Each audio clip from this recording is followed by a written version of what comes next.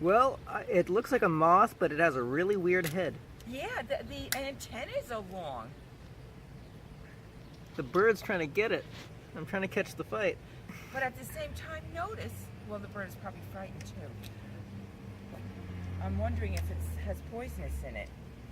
Because the bird kind of, once it flapped its wing, it got by it. That is weird. Yeah.